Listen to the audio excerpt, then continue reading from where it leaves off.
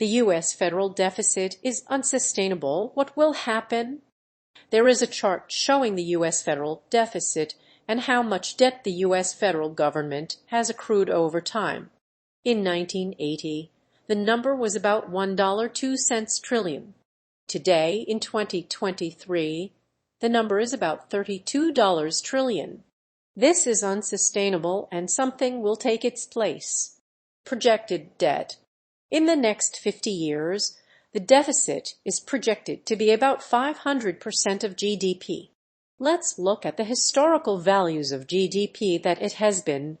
1980 debt to GDP was 26%.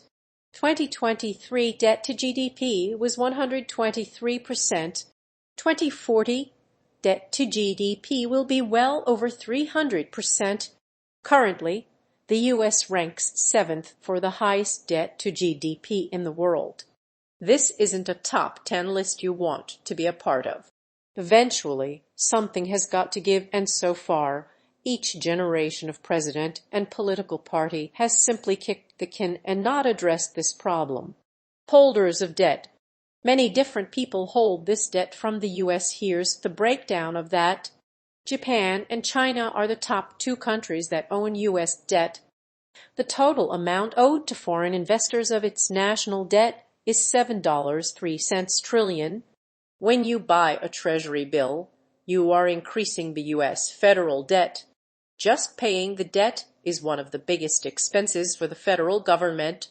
Eventually, this isn't going to be sustainable without the government printing enough money to pay the debt, which will cause inflation to run rampant, which will greatly weaken the U.S. dollar.